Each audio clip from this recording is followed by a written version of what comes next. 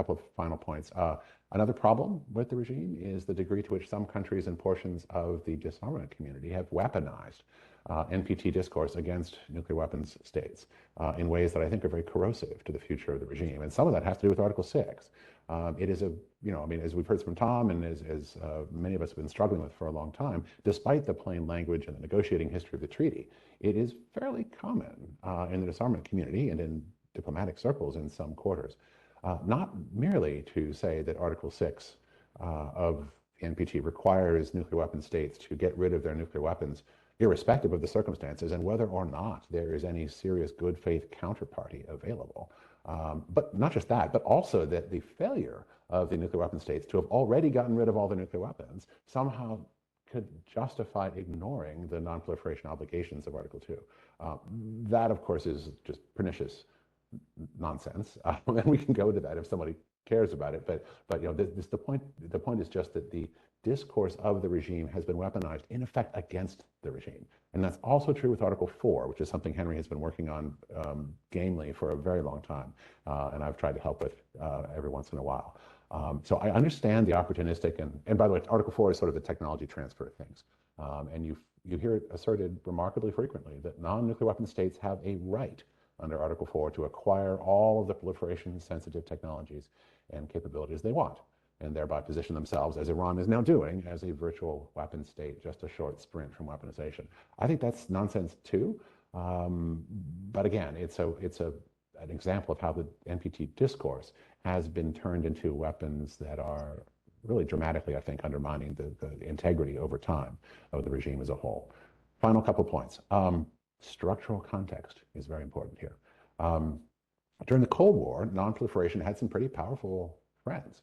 The superpowers were not particularly excited about the idea of others joining the nuclear weapons club, and they worked together, even when they didn't work together on anything else, they worked together pretty well on non-proliferation issues. In fact, they jointly drafted the NPT, just to pick a small example.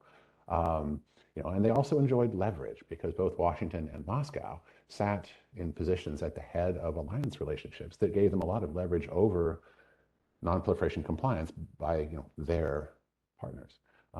So that was, that was a tense and dangerous time. But from a non-proliferation perspective, it wasn't too awful. But the non-proliferation facilitating power of those alliances, of course, faded as those alliances themselves faded after the Cold War. Now, the proliferation incentives perceived by superpowers, friends, and allies may have for a time faded, but that's just for friends and allies. What was left in the problem category was a bunch of rogue regimes, of course, North Korea, Iraq, Libya, and Iran, that wanted to weaponize, wanted to develop nuclear weapons, largely against the very system of global U.S. predominance that had been created by the collapse of the USSR. So in a sense, you see the worst players acquiring more incentive to proliferate just at the time in which the structural context was allowed the superpowers less leverage over those sorts of regimes. But I worry that today it's almost worse still, because there is not a global counterpoise system of alliances that pretty much spans most of the countries of the world in the way that there used to be during the Cold War. But at the same time, you see both Russia and China now almost daily flexing their muscles and posing ever greater threats to their neighbors. So the rogue regime threat that became powerful and significant in the post-Cold War era and in many ways dominated the international security environment didn't go away, and we still have those concerns. Just look at Iran and North Korea today.